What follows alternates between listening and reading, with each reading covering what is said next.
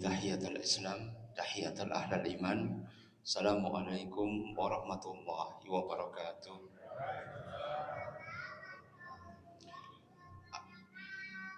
Alhamdulillahilladzi arsala rasulahu bil huda wa dinil haqq liyudhhirahu 'alad dini kullih walau karihal kafirun walau karihal fasikun walau karihal mujrimun. Ashhadu an la ilaha illallah wahdahu la syarikalah wa ashhadu anna Muhammadan abduhu wa rasuluhu la nabiyya ba'dah. Amma ba'd. Baik ayuhan hadirun, ma'asyiral muslimin, Bapak Ibu yang diberkati dan dirahmati Allah Subhanahu wa taala. Syukur kita aturaken dumateng ngarsa dalem Allah Subhanahu wa taala. Alhamdulillah sampun mari kabarokahan dumateng kita sedanten sehingga Pak insyaallah sonten menika kita saged ngaos sesarengan kanthi kahanan sehat walafiat. Sholawat dan salam taslim mugi kunjuk dumateng Kanjeng Nabi Muhammad sallallahu alaihi wasallam. Mugi-mugi kita angsal syafaatipun ya min yaumi hada ila yaumil qiyamah insyaallah. Bapak Ibu yang berbahagia dan dirahmati Allah Subhanahu wa taala, kita lajengaken pembahasan kita ingkang gegayutan kalih huru-hara atau peristiwa yang akan menuju kepada yaumul akhir atau hari kiamat. Kalau kita melihat tanda-tandanya ketika kita deal dengan Amerika kemarin, yaitu tarif ya ekspor itu kemudian kita dibanderol 19%. Sedangkan negara lain itu antara 20 sampai 30%. Kelihatannya menguntungkan. Tapi ternyata blunder besar. Karena apa? Amerika memasukkan barangnya itu semuanya gratis. Tidak ada ya cukai atau ya tarifnya sama sekali. Dan seluruh komoditas itu kemudian ya harus diterima semuanya. Tidak ada reserve, tidak ada alasan. Bahkan kemudian berkaitan dengan ya pembelian militer, teknologi dan sebagainya, semuanya harus diterima. Artinya apa? Ma'asyiral muslimin, ya kita benar-benar sudah menggadaikan atau tergantung total kepada negara Amerika yang sebenarnya sudah bangkrut. Ya, mereka tidak bisa hidup kecuali dengan perang. Karena dengan perang itu mereka bisa memproduksi senjata dalam jumlah yang besar. Jadi perang yang kita tonton di media massa itu sebenarnya sponsor. Negara A ini loh aku punya senjata ini, oh aku loh punya senjata itu dan sebagainya. Kemudian dijual di dealer senjata internasional. Akhirnya apa? Ya, yang korban manusia, yang untung hanya sebagian kecil manusia. Karena itu Bapak Ibu yang berbahagia dan dirahmati Allah Subhanahu wa taala, layatian nasa zamanun, nanti akan datang kepada manusia sebuah zaman. La ubali, mereka itu sama sekali tak peduli. Min akhada minal mal, dari mana mereka itu mendapatkan harta. Amin halal au min haram, apakah harta itu dari yang halal atau harta itu dari yang haram. Semuanya digasak total saja. Artinya apa? La ubali, mereka itu sama sekali tidak peduli. Karena itu ikhwan fillah azakumullah wa iyyakum, Bapak Ibu yang berbahagia dan dirahmati Allah Subhanahu wa taala. Karena itu ketika Israel itu kalah di Gaza, maka mereka itu kemudian membentuk front baru. Kalau nantang Turki jelas tidak mungkin karena mereka bergantung pada gasnya Turki. Kalau mereka menyalahi Iran, mereka sudah hancur lebur ya, dibombardir oleh Iran. Kalau mereka kemudian ya mau menghantam Arab Saudi, apalagi Amerika sangat tergantung pada minyaknya Saudi.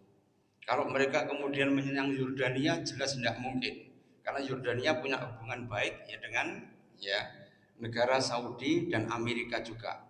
Karena dinasti Hashemid, Raja Abdullah sekarang itu bisa naik itu karena dukungan Inggris dan Amerika pada tahun 30-an. Karena itu yang paling lemah apa? Negara yang baru merdeka, yaitu Suriah. Maka Suriah kemudian diserang. Caranya bagaimana? Memancing orang Drus. Tahu ya suku Drus? Suku Drus itu agama pecahan daripada Syiah Ismailiyah yang berdiri pada abad ya ke-11, di mana pada zaman ya Al-Amir Al-Hakim bi Amrillah, yaitu dinasti Fatimi, dinasti Syi'i yang ada di Mesir.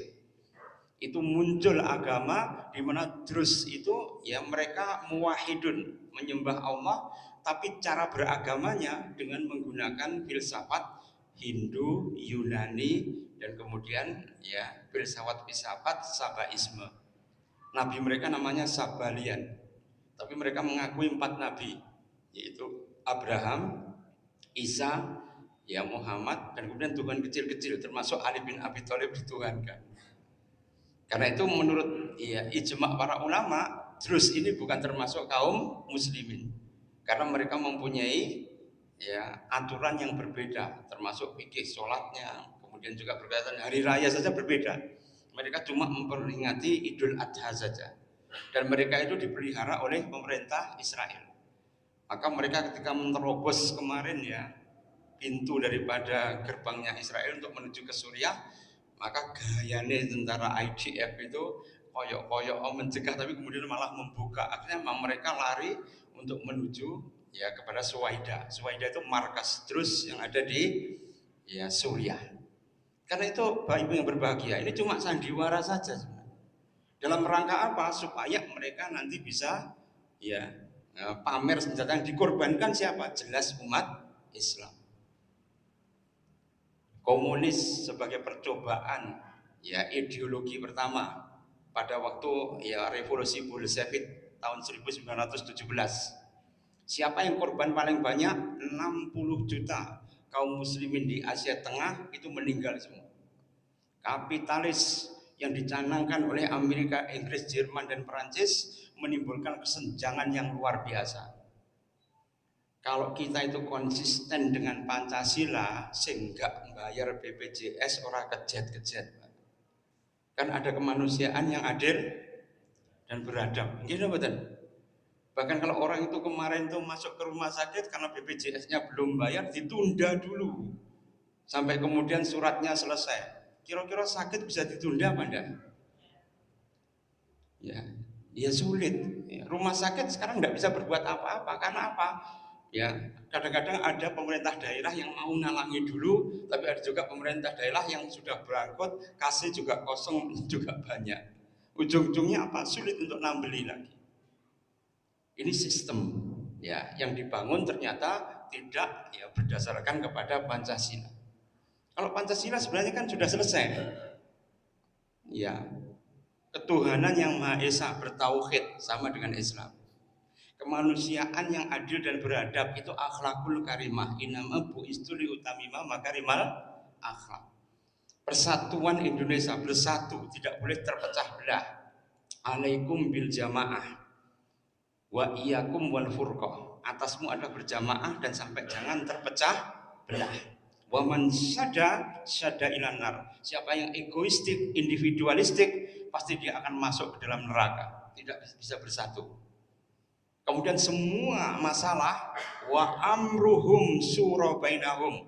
Semua masalah itu harus kemudian dimusyawarahkan, sama kan? Ya.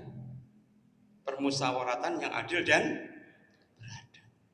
Kemudian dalam rangka apa? Supaya kemudian ya adalah al-ijtimaiyah, keadilan sosial yang ditegakkan. Nah, sekarang keadilan sosial repot, Pak. Pengangguran menjadi semakin meningkat. Bapak Gojek, Bapak ya Shopee, Grab dan sebagainya itu S2, S3 tidak dapat pekerjaan. Ya, angka ekonomi membumbung tinggi, bahkan kemudian daya beli masyarakat pun menjadi semakin rendah. Dan itu akan membuat ya goncangan yang luar biasa berkaitan dengan yang semakin banyak. Pemerintah daerah sekarang juga repot. Karena apa? Transfer dari pusat itu kemudian tersendat juga atas nama efisiensi. Nanti obat berkurang, penyediaan kesejahteraan, ya, apalagi kemudian berkaitan dengan pengatasan stunting. Blitar ini ya stuntingnya kalau dihitung itu hampir 900 orang ya, kota Blitar. Berarti kalau nanti dia tumbuh menjadi Anak dewasa, satu, nggak gaduk cara berpikirnya, kedua, masuk ke dalam delinkuensi, yaitu kenakalan remaja. Nggak ada pilihan lagi. Ya, karena itu kita harus berusaha ya untuk kemudian adalah al-ijtimaiyah itu harus benar-benar bisa dilakukan. Saya teringat pada hadis Nabi, inna hadhil ummah, sesungguhnya umat ini ju'ilat afiyatuha fi awwaliha. Sesungguhnya prototip yang harus kita tiru yang paling ideal yaitu generasi awal. Jadi kalau kita pengen lihat akidah ya generasi awal. Liyahlika man halaka am bayyinah. Kalaupun mereka itu hancur, hancurnya karena bukti atau bayyinah. Bukan karena mereka itu tidak tahu, tapi karena mereka berilmu kemudian sombong dan menolak kepada risalah Islam. Baru kemudian Allah akan ya bisa mengantarkan porskot azab itu kepada mereka. Liyahlika man halaka am bayyinah, supaya mereka itu mati dalam keadaan merem dan tahu kesalahannya, maka mereka itu kemudian ya dibukakan oleh Allah Subhanahu wa taala ya yaumal hadid, mata mereka itu akan tajam pada hari kiamat. Ya, karena itu ya satu tala akhiruha, dalam hadis itu diteruskan wa hadhil ummah ju'ilat afiyatuha fi awwaliha satu tala akhiruha, dan kemudian generasi akhir satu tala akan mendapatkan ibtila. Ibtila itu apa? Akan mendapatkan cobaan. La yazalu bala'un bil mu'minin hatta yamsi ala wajhil ardi wa laisa alaihil khati'ah. Terus menerus orang yang beriman itu akan diberikan cobaan oleh Allah Subhanahu wa taala. Sampai kemudian mereka itu keluar di dunia ini dalam keadaan tidak mempunyai dosa. Karena apa? Karena dunia itu adalah sijnul mukmin. Ad-dunya sijnul mukmin. Dunia itu adalah penjaranya orang beriman. Kalau orang di penjara kira-kira aktivitasnya apa? Kan cuma loro tok, Pak. Apa? Sabar mbek ibadah tok. Ya apa enggak? Kalau dengan di penjara kan cuma dua, yaitu sabar dan ibadah. Ad-dunya sijnul mukmin. Dunia ini adalah penjaranya orang-orang yang beriman. Maka kalau orang itu pengen keluar dari dunia menuju akhirat, maka akhirat itu adalah kampung kebebasan, tempat indigenous atau tempat ya kita itu kembali pada Allah, bebas semua. Bayangkan, jenengan pengen buah apa? Wajanal jannataini, dan jenengan hanya ngiling-ngiling aku pengen manggisnya teko dhewe. Ya, itu hidup free, finansial free ya, atau hurriyah dalam segala hal, sehingga jenengan matastahi anfusukum walakum mataddaun. Apa yang jenengan inginkan, apa yang jenengan kepingini, semua langsung disediakan oleh Allah Subhanahu wa taala. Bebas kita. Tapi di dunia kita harus ibadah dan sabar. Karena itu ma'asyiral muslimin, dalam terakhir surat Ali Imran yang sangat panjang sekali ditutup dengan apa? Ya ayyuhalladzina amanu sabiru wasabiru warabitu wattaqullaha la'alakum tuflihun. Jadi kalau Pak Joko adzan ya hayya 'alal falah, ayo menuju kepada kemenangan. Ya, falah atau tuflihun tadi itu hanya bisa dicapai dengan apa? Isbiru wasabiru warabitu wattaqullah. Sabar dilipat gandakan kesabarannya, kemudian ribat itu apa? Berjaga-jaga membela perbatasan tiap negara supaya mereka tidak hancur dengan entitas kezaliman yang lain. Jadi berjaga-jaga supaya agama tidak hancur, itu ribat. Wattaqullah, kemudian bertakwalah jenengan pada Allah, la'allakum tuflihun, supaya mereka menjadi orang yang menang. Menang apa? Dunia dan akhirat. Ini beberapa daerah itu di Puskesmas ada laporan permintaan nikah dini itu meningkat, Pak. Saya kemarin itu punya pasien usia baru 15 tahun, hamil 6 bulan, HIV positif. Ya, Terus piye ngene iki? Ya, kan la mutu wala yahya, enggak bermutu ngentekne biaya. Iya kan? Kalaupun dia selamat kan obatnya harus seumur hidup. Kalaupun lahir itu harus kemudian mendapatkan perawatan dokter yang kapabel. Sebab cara motong plasentanya yang keliru saja HIV itu bisa menular. Tapi kalau motongnya itu ya kemudian piawai sesuai dengan ya kaidah kedokteran, maka kemudian tidak akan menular kepada si bayinya. Kan butuh biaya yang banyak, kan butuh spesialis. Dan itu kemudian saya tanya, ya ternyata pasangannya itu kuli dan rumahnya luar kota. Jadi ma'asyiral muslimin ya, yang hamil di luarnya kemarin juga ada yang hamil, bapaknya bingung, nah, mereka bapaknya tak takoni nek jumlahnya 8. Terus piye iki arep nunjuk? Ya, arep nunjuk kan juga repot. Jadi ya degradasi moral sangat dahsyat luar biasa. Ya, apalagi ini tadi pagi tadi dirilis di Jogja guys. Jadi homoseksual di Jogja itu unjuk ya kekuatan. Mereka kemudian mengklaim di dalam medsosnya itu jumlahnya 13.000. Berarti kira-kira ada 13.000 predator. Iya benar. Itu bisa masuk di birokrat, bisa masuk di pondok pesantren, bisa masuk di sekolah, bisa masuk di madrasah.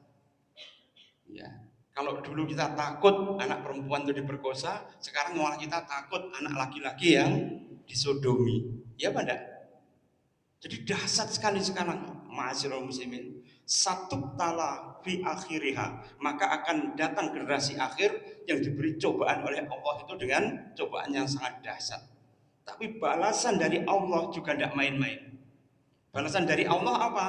Khamsina ya, ajran min amalikum. Jadi kalau orang itu kemudian bisa tahan mempertahankan agama pada era fitnah pada akhir zaman, pahalanya seperti 50 ya sahabat Nabi.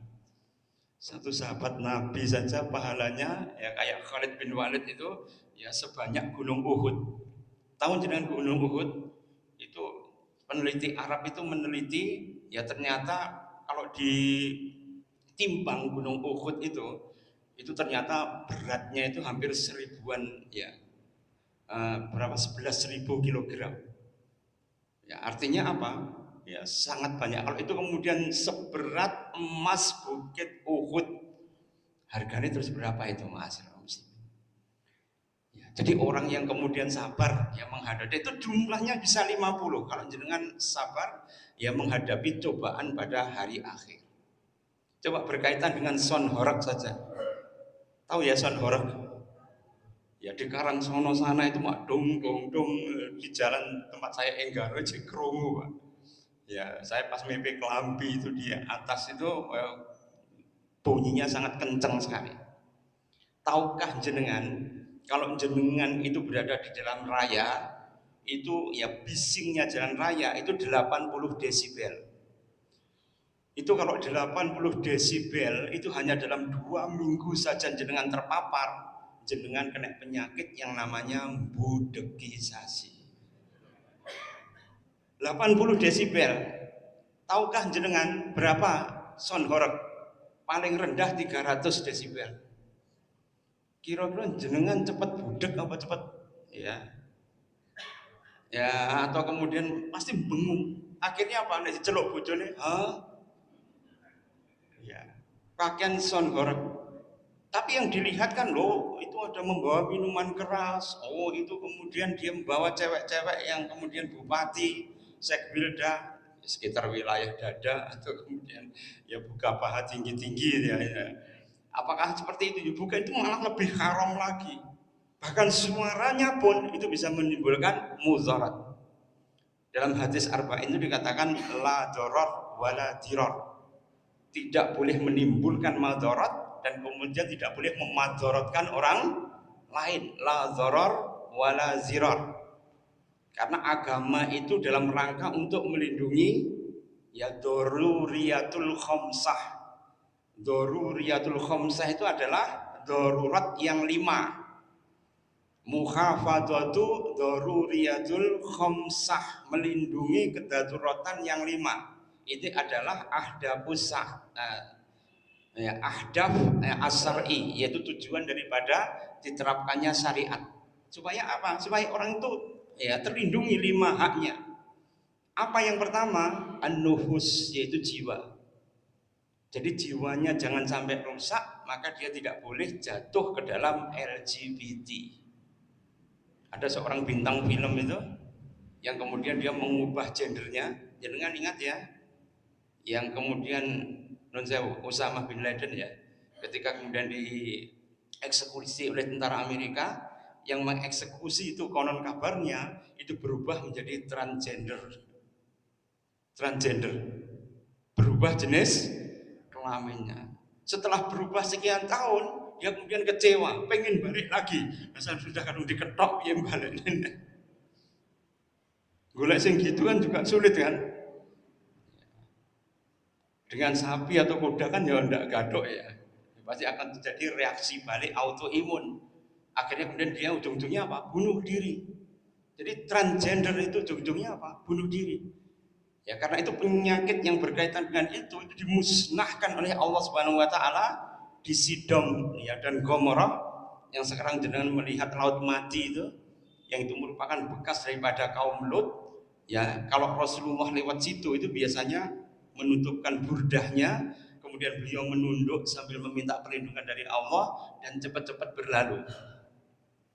Tapi laut mati Madain Saleh yang diazab oleh Allah ya, kaumnya Nabi Soleh, itu sekarang malah menjadi kafe dan destinasi wisata, bahkan menyediakan glamping hotel yang mewah.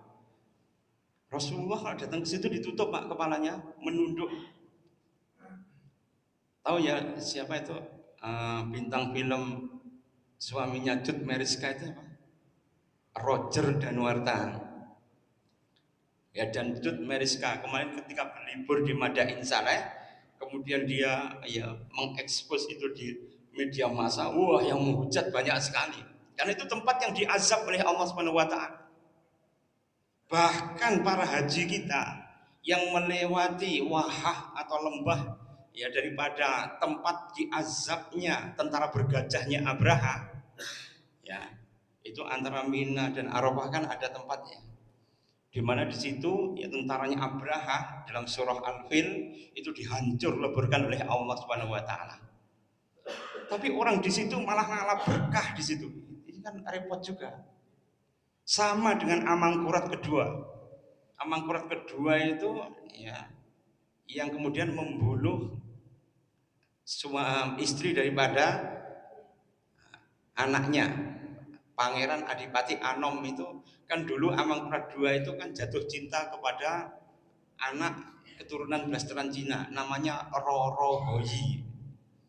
Tapi Roro Hoyi itu masih kecil, sehingga kemudian ya dititipkan ke Patih Danurejo dulu supaya digedekne. Nah, ketika pada waktu mekar-mekarnya itu ya putra mahkota Adipati Anom itu jatuh cintrong. Jangan tahu sendirinya kalau orang falling in love itu, apabila cinta sudah melekat, tai kucing pun rasa coklat kan. Iya apa enggak ya? Atau kamu orang itu begitulah cinta, dia ceritanya tiada berakhir. Itu Cupat kayak muridnya Tom Sancong gitu ya.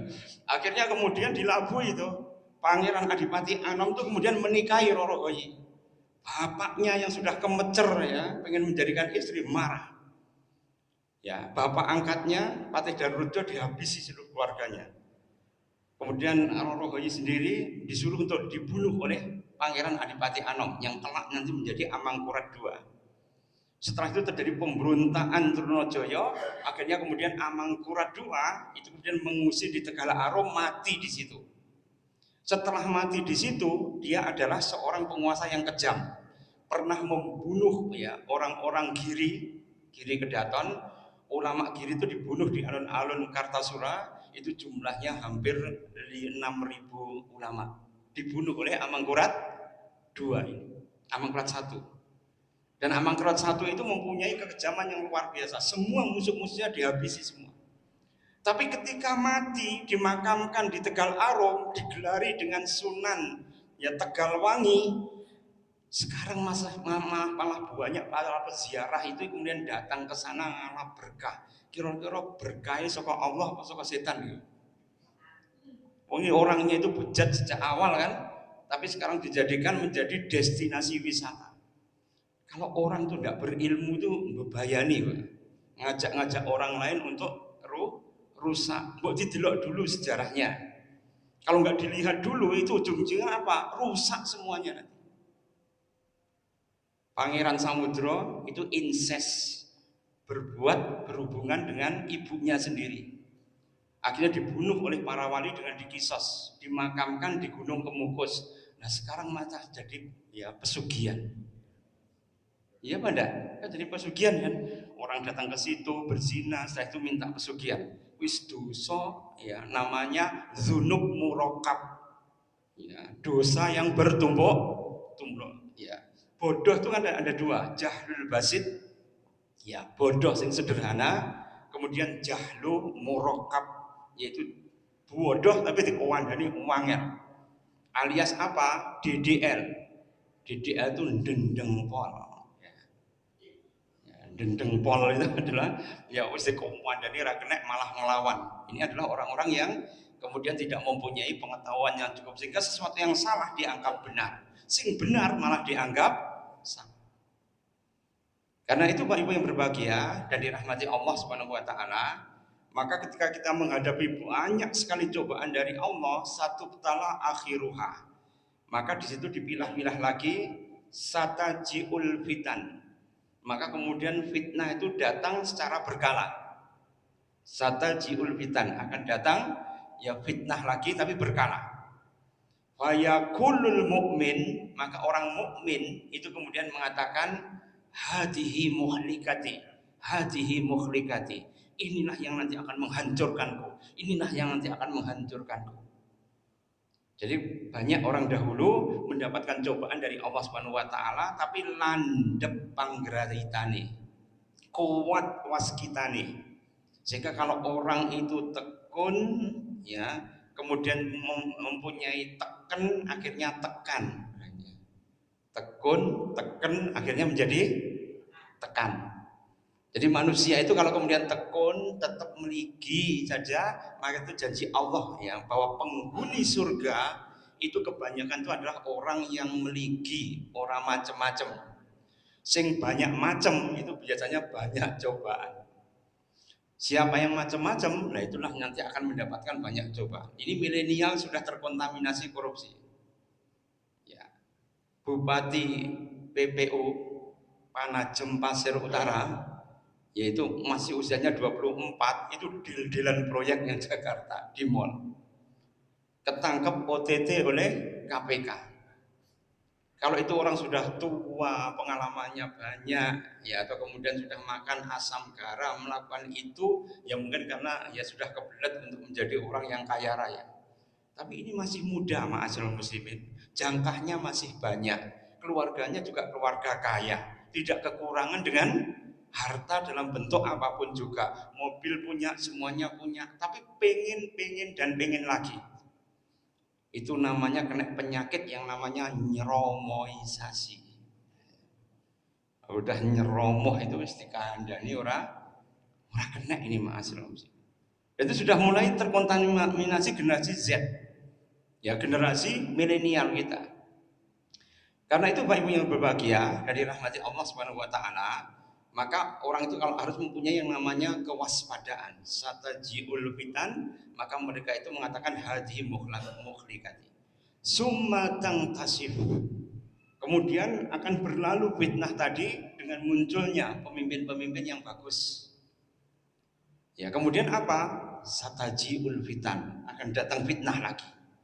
Jadi fitnah itu kadang-kadang ya mengalir begitu saja, setelah itu berhenti, mengalir lagi berhenti, mengalir lagi berhenti. Kata Hudzaifah Ibnul Yaman itu adalah kal maujil bahr, seperti gelombang lautan yang datang silih berganti, kemudian menerjang daripada pantai, setelah itu kembali lagi. Ya, karena itu ma'asyiral muslimin yang bisa kita lakukan apa ya? Sabar tadi. Sabar dan tetap ibadah. Dan itu akan bisa menyelamatkan kita, dan kemudian kita tidak boleh ya melakukan sesuatu yang kemudian membuat kita itu jatuh kepada kemusyrikan, dan kedua jatuh kepada perpecahan. Jadi iblis itu pasti menarik ya semua para pengikutnya itu dengan dua dosa ini. Kalau kemudian dia tidak jatuh kepada kesyirikan, pasti jatuh ke dalam perpecahan, mesti itu. Coba apapun kan Son Horeg saja kan terpecah dari dua ya, yang membela dan kemudian yang membela fatwa. Ada seorang pejabat yang ketika itu kemudian ketika resepsi putrinya, ini kemudian dia ya membawa 7 ekor sapi, 7 ekor domba, 7 ekor ayam, ya 99 jenis pohon, ya, semuanya 99. Ya. 99 apa namanya? Huruf pamungkas kan sebelum 10. Ya. Dan kemudian juga ketika datang miniatur keretanya Nyi Roro Kidul, mereka kemudian ya terduduk takzim kemudian menghormati. Itu kira-kira ya syirik no boten? Ya. Yang membuat maslahat dan mazharat itu kan hanya Allah Subhanahu wa taala. Wa idasta'anta fasta'in billah. Kalau jenengan minta tolong, ya minta tolong saja pada Allah. Jangan minta tolong kepada selain Allah. Coba ada perkumpulan pendekar itu kalau kemudian pengen digdoyo sakti menyembelih ayam cemani. Ya benda. Terus kemudian dibuang di tempat-tempat tertentu. Kira-kira menghormati Allah apa menghormati orang? Atau menghormati sing bau reksa? Ya, kan banyak orang gitu kan. Pada waktu ngerti desa, bersih desa dan sebagainya, larung sejat, melarung sesaji atau kemudian sedekah bumi dan sebagainya, itu kemudian yang diberikan apa? Kan mereka mengatakan ini bersyukur pada Allah Subhanahu wa taala. Tapi didelok dongone apa? Minta perlindungan kepada simbau reksa. Kayak di daerah Pare itu ada Mbah Budo, itu biasanya kalau ya apa itu memberikan sedekah bumi itu kepada Mbah Budo, itu patung Buddha.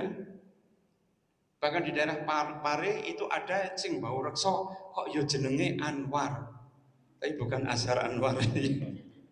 Ya Mbah Anwar itu katanya yang membuka apa itu ya papringan atau hutan yang di situ. Itu kalau kemudian bersih desa sampai sekarang itu kemudian dimintai bantuan, sedangkan itu adalah orang yang sudah meninggal, jangkanya sudah lama. Wa idza matabna bani adama in qata'a amaluhu. Kalau anak Adam itu mati, sudah ya terputus semua amalnya, kok dimintai pertolongan. Kira-kira nyampe no betul. Wong dhewe aja untuk berhadapan dengan Allah juga repot tak? Orang yang di dalam kubur kan masghulun ya bil adab au masghulun bin nikmah. Mereka itu sibuk dengan azab atau sibuk dengan nikmat dari Allah. Ya, karena itu ma'asyiral muslimin, ya kenapa Rasulullah saja tidak tahu kalau nggak dikabari oleh Allah.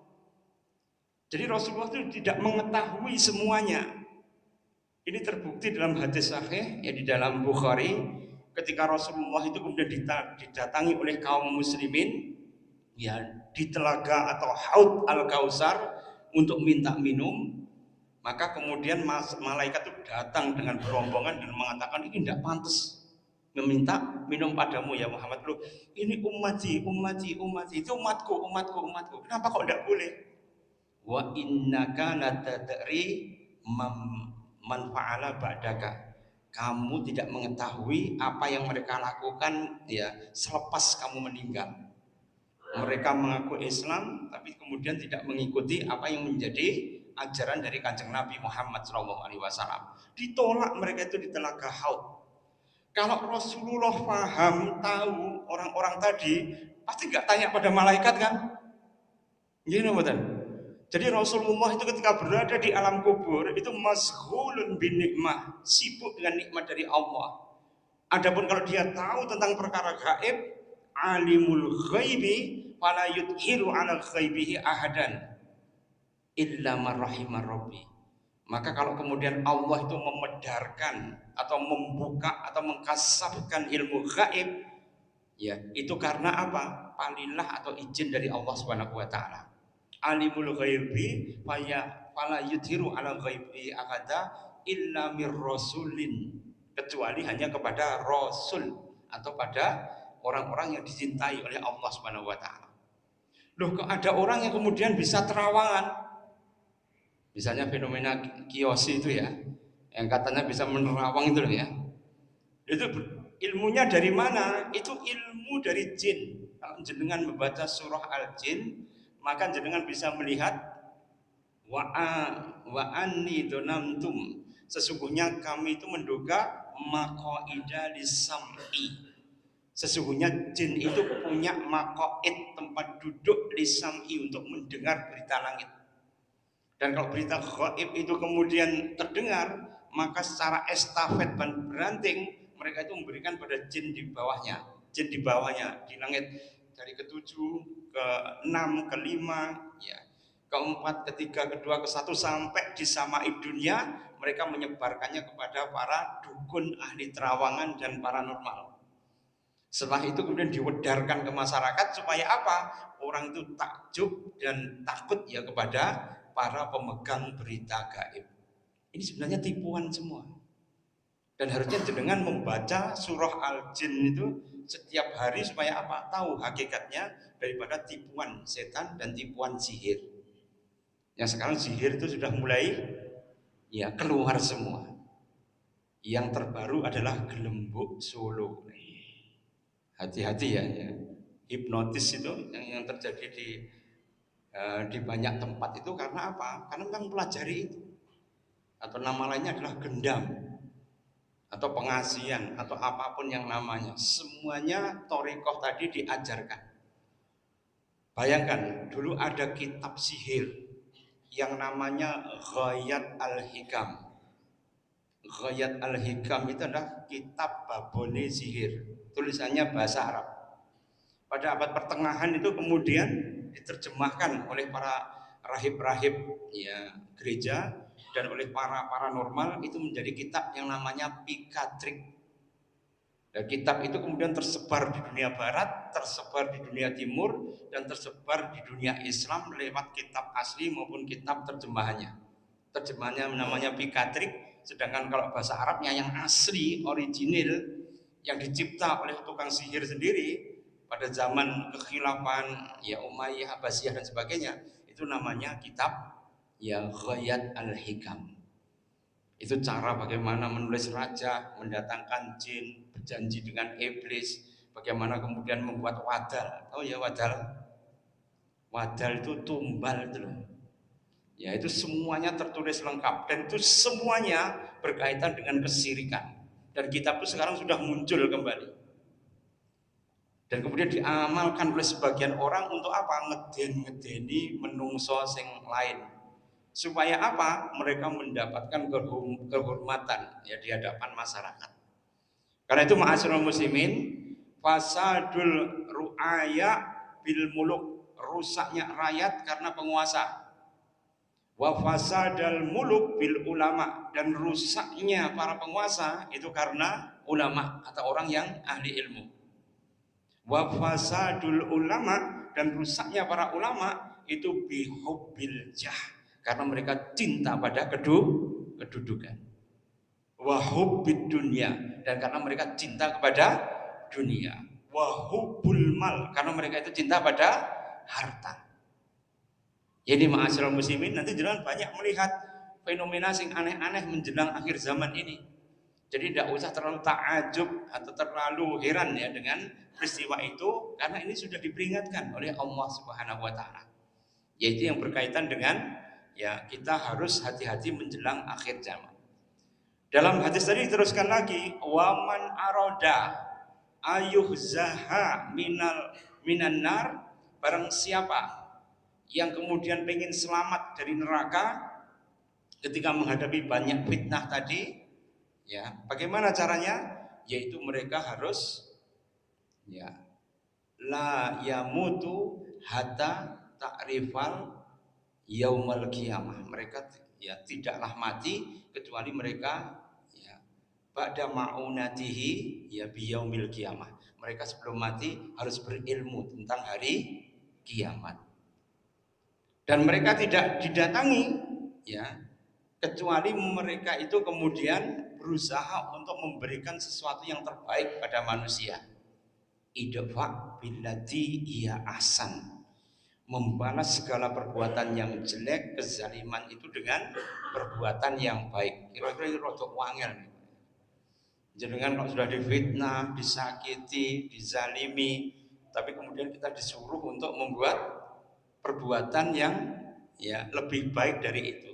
Karena itu ya Hasan Al-Basri seorang tabi'in, beliau itu kalau mendengar bahwa beliau itu dirasani, maka beliau membuat roti atau khubus yang paling lezat. Ya dengan menggunakan berbagai ramuan yang luar biasa, dibuat dengan aroma yang sangat ya menawan ya dan membuat orang itu akan ngiler ya kalau melihat roti tadi, kemudian diberikan pada orang sing ngrasani.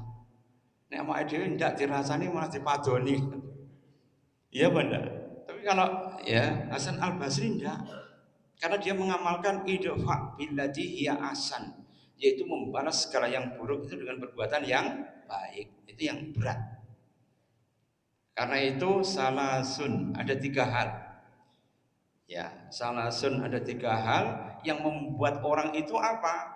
Akan dimudahkan hisabnya itu oleh Allah Subhanahu wa taala. Siapa 3 golongan yang akan dimudahkan hisabnya oleh Allah Subhanahu wa taala? Yang pertama itu adalah aman ta'fu aman dolamak, yaitu orang yang memaafkan ketika dia dizalimi. Ini yang paling berat ya. Dia memaafkan ketika dia itu dizalimi. Ya, kemudian yang kedua yaitu adalah ya dia itu memberi ya kepada orang yang paling cetil. Wa man yu'ti aman haramak, yaitu memberikan sesuatu pada orang yang paling cetil. Ini paling berat ini ya. Memberikan sesuatu kan biasanya orang, kan itu Rasulullah mengatakan kalau kamu beri sesuatu mengharapkan pemberian yang sama itu impas, gak ada pahalanya. Malah kalau jenengan itu kemudian ya, buwoh itu tidak usah dicatat masyaallah muslimin. Sebab kalau jenengan merasa malu atau merasa izin, wong kayak ya buwohnya aku 100.000, aku nek enggak 100.000 nanti ya ndak menak. Itu akan membuat jenengan itu amalannya menjadi rusak. Karena apa? Ya, jenengan itu buah atau memberikan sesuatu bukan karena Allah, tapi karena bales becean. Ya benda, itu repot. Apalagi kalau di tapal kuda itu malah diwacak nih Pak. Ya, diwacak nih. Oh Pak Agus, ya ini dibuka amplopnya di tempat umum itu. Ya, oh Pak Agus 15.000. Ora wae kayak dibeset ngono, Pak. Oh Pak Arif 20.000.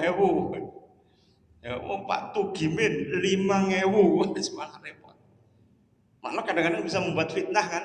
Seorang ibu bawa anaknya kemudian dibuka buwe ternyata cuma 15.000. Wah, kemudian diudal-udal aibnya itu di medsos. Luar biasa. Mana walimah yang paling jelek yaitu kalau mengundang orang-orang yang kaya tanpa mengundang orang yang miskin. Jadi ma'asyiral muslimin kan ini jadi repot ya. Termasuk juga orang sekarang itu kalau ya manten itu kadang-kadang nutup jalan tuh. Iya Banda. Ya kalau kita melihat sudah menjadi kebiasaan orang yang mahkum saja, tapi wong sing kesusu, sing kebelet pipis dan mulai yang omahe ya.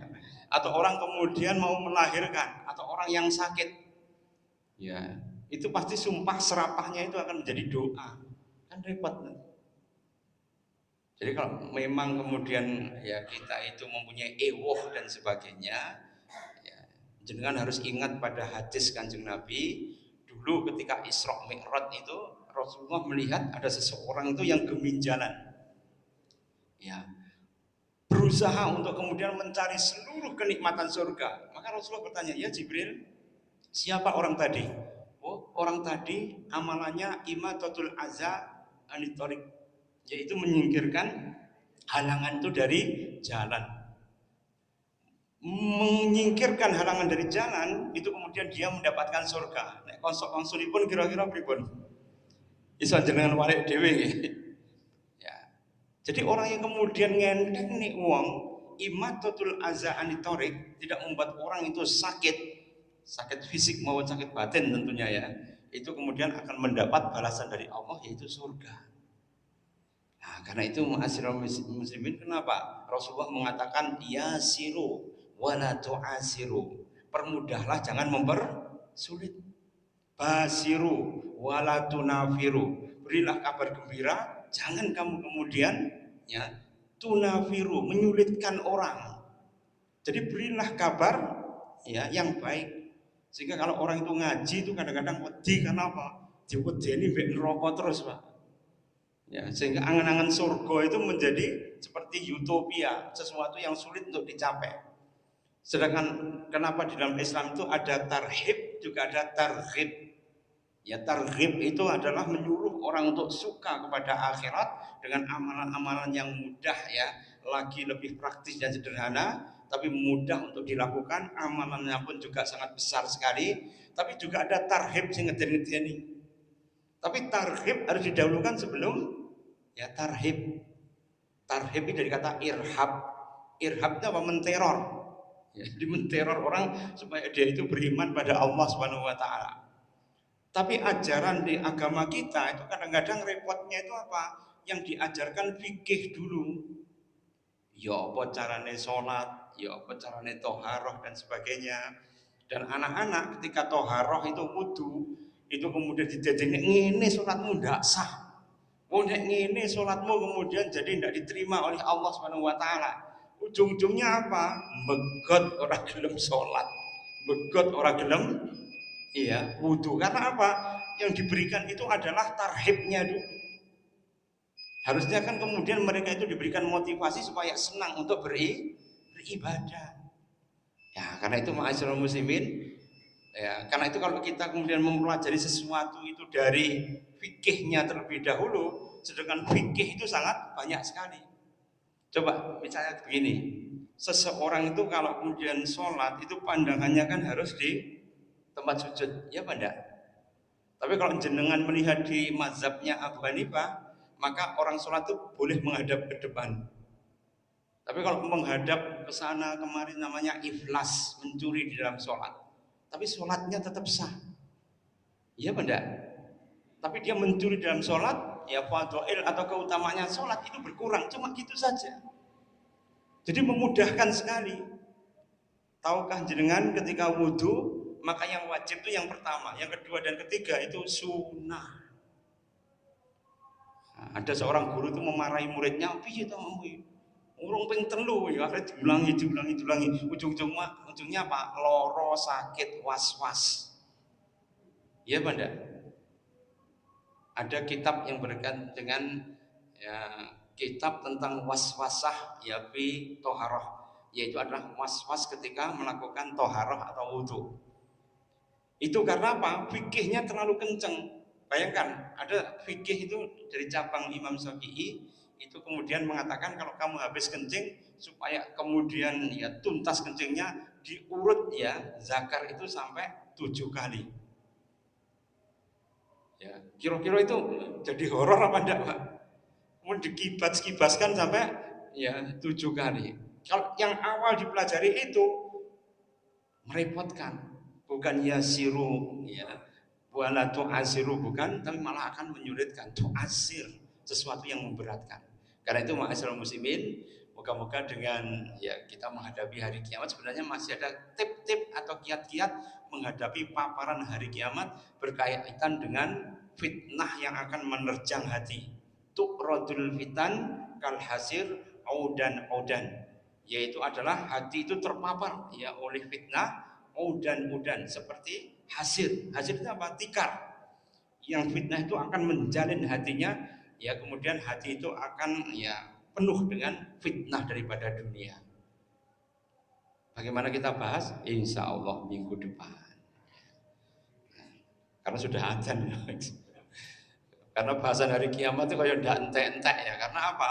Banyaknya yaitu adalah ya, cobaan yang harus kita pidati dan harus kemudian kita pilih supaya kemudian kita bisa ngeduk nih dalam setiap kehidupan itu sehingga insya Allah kita mendapatkan rahmah di sisi Allah Subhanahu wa taala. Aku lu qouli hadza wastaghfirullahaladzim li wa lakum wallahu muwaffiq ila aqwamit thoriq. Assalamualaikum warahmatullahi wabarakatuh. Kita tutup majelis kita dengan istighfar 3 kali dan doa kafaratul majelis.